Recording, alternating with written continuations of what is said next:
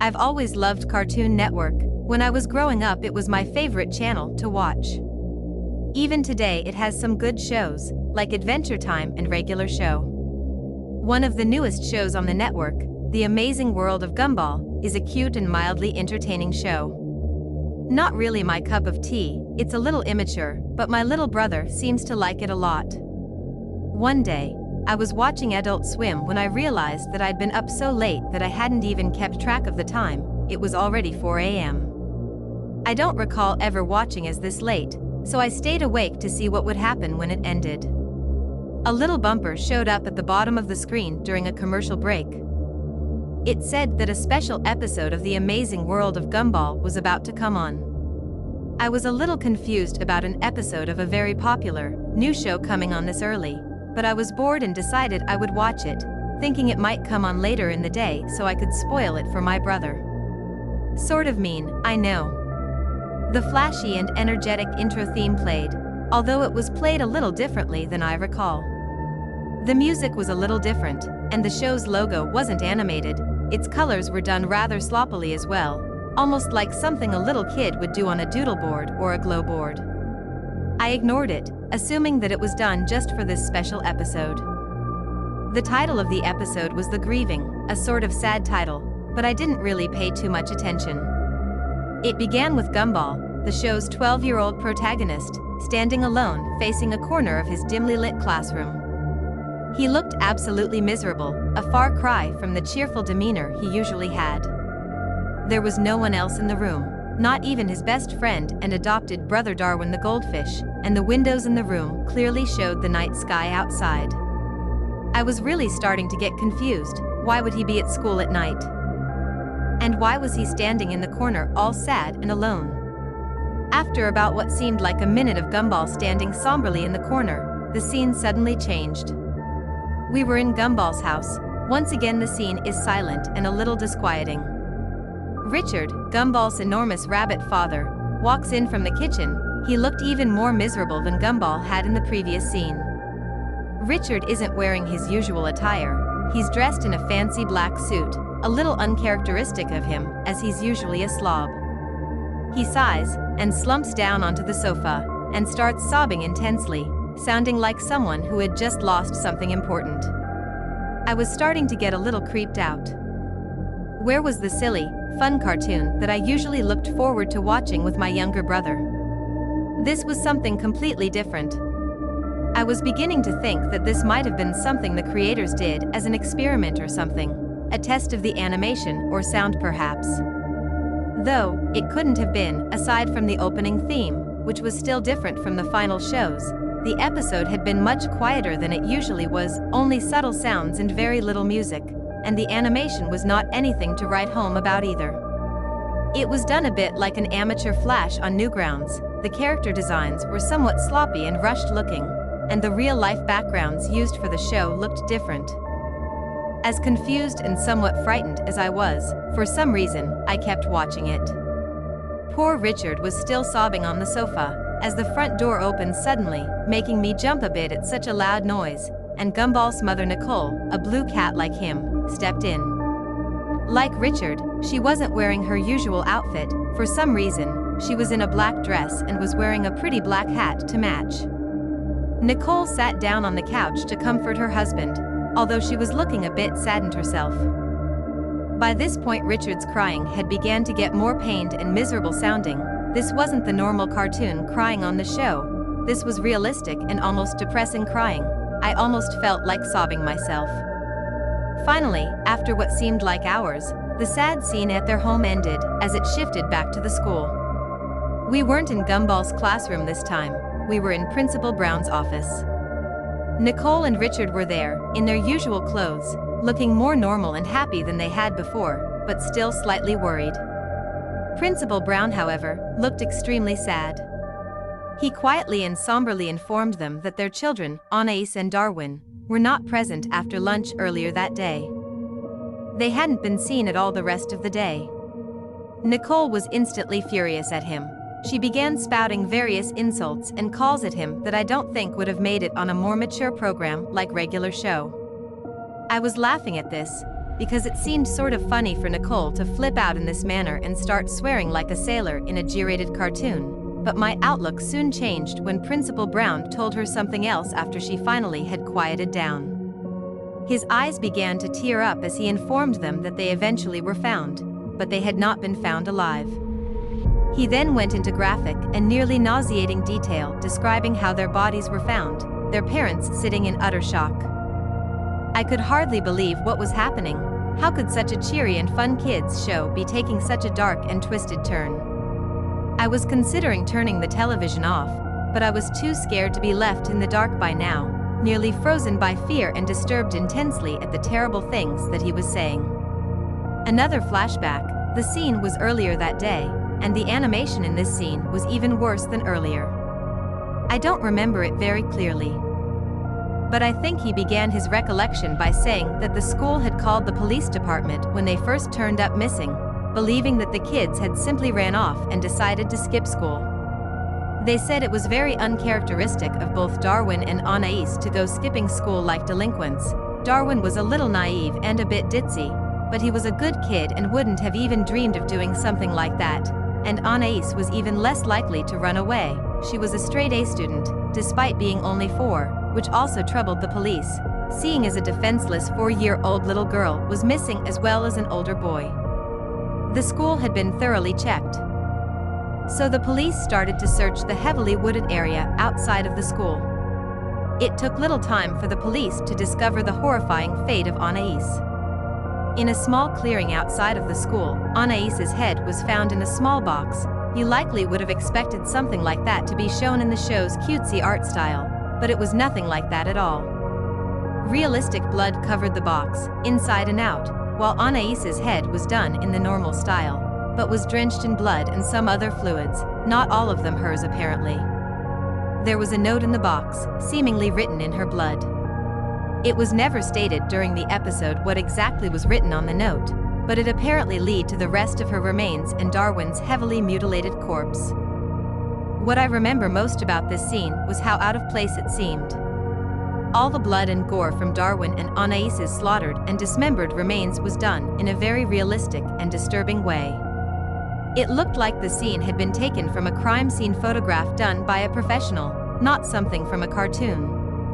The way this scene was animated was different from most of the show as well.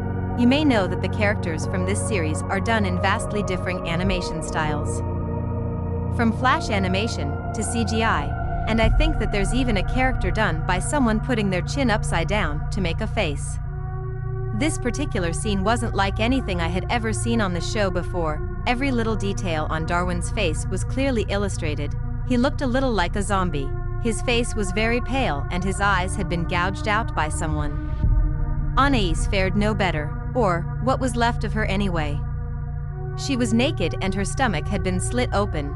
Her intestines were strewn around the trees and bushes in the woods, done once again in a very morbid and realistic style. I was feeling very ill by the time this incredibly disturbing flashback had come to an end. So I quickly ran to the bathroom to vomit. I was feeling better after upchucking, so I had realized that I had good timing and had ran to the bathroom during a commercial. It was then I noticed that the show had been running twice as long. It usually ran for 11 minutes, but this episode was running for about 30. By then I was wondering if there was any information on the Grieving on IMDb or something. So while the commercials were still playing, I looked up some information about this episode on Google. Nothing came up. No information remotely similar to the plot or name of this episode existed anywhere. Now incredibly scared and wondering if anyone else was watching, I quickly dialed my brother Larry and asked him to turn on Cartoon Network and see if he was seeing the same shit that I was. He was pretty mad that I woke him up at this hour, but he's a nice guy and told me he would see for me. I thanked him and stayed on the line as the show came back from commercial break. The scene had thankfully panned away from the horrific sight of the children mutilated and was back to the principal's office. I asked Larry if he saw some cartoon animals talking or crying, since that was what they were doing on my TV. To my surprise, he said that he saw nothing like that. Instead, it was a rerun of an old Looney Tunes short. In utter shock, I dropped the phone and ran over to the TV to turn it off, and as hard as I pressed the buttons, it would not shut off at all. I tried every single button and none of them did a thing. I tried unplugging the whole thing as well, but nothing worked. The TV stayed on no matter what. Larry had hung up, assuming that I was playing a joke or something, I guess, and I was alone once again. My door was locked from the outside somehow, and the door to my bathroom was now locked as well. It seemed that I had no choice but to call the police, since my other family members were gone that night. It was the reason I could stay up so late to watch Adult Swim in the first place. When I hurriedly dialed the number, I accidentally dropped my cell phone into my cup of Pepsi. I was very scared, and had no choice but to finish the episode. I turned on all the lights in my room and got under the covers, hiding like my little brother does when I make him watch scary movies with me. I had apparently missed a little bit, but Gumball's parents were still talking to Principal Brown, so not that much. Nicole was asking him if Gumball was all right, apparently since she hadn't remembered him when Principal Brown told her what had happened to Darwin and Anais. He looked slightly confused and shocked for a moment, and explained to her that he thought Gumball was out sick today and he had spent the day at home by himself with the stomach bug.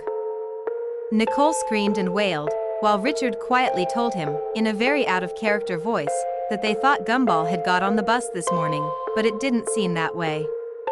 The police were called once again, to search the building and the small forest outside of Elmore Junior High. They had found him in Miss Simeon's classroom, hanging by a noose, with a blood-covered knife behind him and blood covering his clothing. The episode ended with the shot of Gumball's dead body hanging there in the corner fading to black. The credits rolled silently, not like the usual way Cartoon Network annoyingly airs a promo that squishes half the screen. These credits rolled unusually slow and they weren't that fun to watch either, a little creepy, just plain white text scrolling on a black background. I only recognized Ben Bachlet's name, as he was the creator of the show. The rest were people I'd never heard of. The copyright notice at the end said Cartoon Network Studios, 2001. Which was incredibly odd, seeing as the show was new for 2011. After all that was over, the screen went to static for a split second, during which some incredibly creepy and shocking video clips were shown between static intervals. I can still remember them all very clearly. The first was a picture of a person in a plague doctor outfit. Those always scared me for some reason, and the way the person in the suit was filmed was just as bad. A red light, something that freaks me out incredibly, was shown over the clip. The next was what seemed like a video being played very quickly, over and over, of a kitten's face being squished by a woman wearing high heels, which was strange because a so-called friend of mine sent me a picture yesterday of a cat being stepped on and killed, similar to the kitten in the video. The last one was the one that disturbed me the most and made me want to both cry and vomit my guts out. It was my little brother, or at least a small child, who looked very similar to him, being shot in the face by a person who looked like my father. You could clearly see the child's brains and blood splatter on the wall. I began to sob uncontrollably after that traumatizing clip, so much so that I passed out. When I woke up, my door was unlocked, and my television was turned off. I went to call the police on the home phone in my kitchen and report that I had seen some very disturbing things on TV and that my doors had been locked. When they arrived, they could find nothing like what I remembered from early this morning. My internet history was even cleared. They were angry at me, and just assumed that I had had a bad nightmare, when I was sure I hadn't. Thankfully, one of the officers felt bad for me and took me out to a small diner so I could recollect my thoughts. At the diner, I remembered that my family was out visiting my aunt, and they were supposed to be back by noon or so. It was already 11, so the officer and I drove back only to find a whole squad of police cars and even some government agents at my house. They explained to me that my little brother was missing and that my mother and father were major suspects. I was freaking out and trying to tell them about the disturbing clip of the boy who looked like my brother being shot in the head, but they wouldn't listen. I stayed with my older brother, Larry, who wouldn't believe me either, still insisting that all he saw was an old Looney Tunes cartoon, and nothing at all creepy or weird. The cops eventually told me that they would contact Turner Broadcasting and tell them about the incident.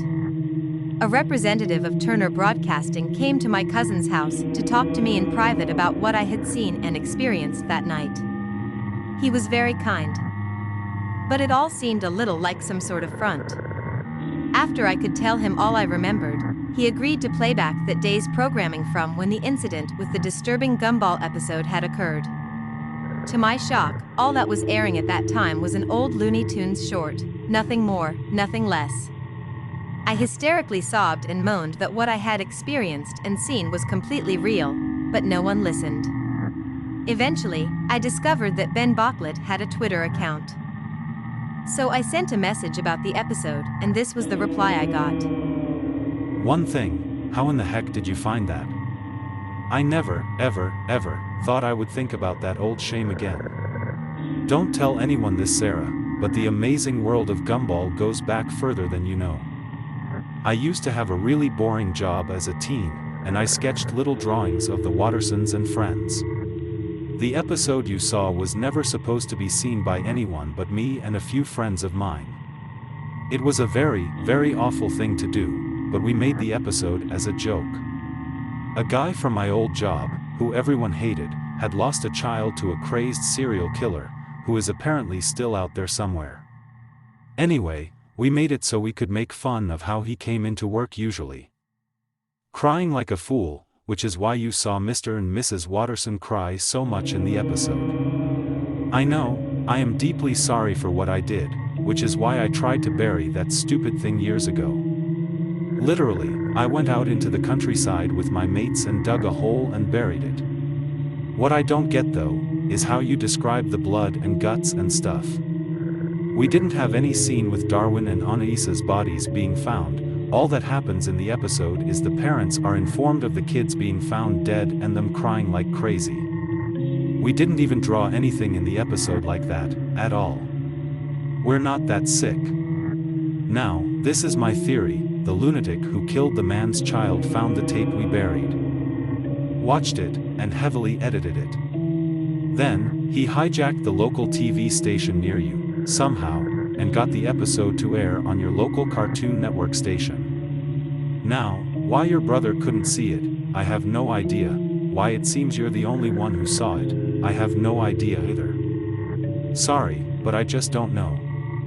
Now, for the explanation you have been waiting for, the clips at the end. I don't know.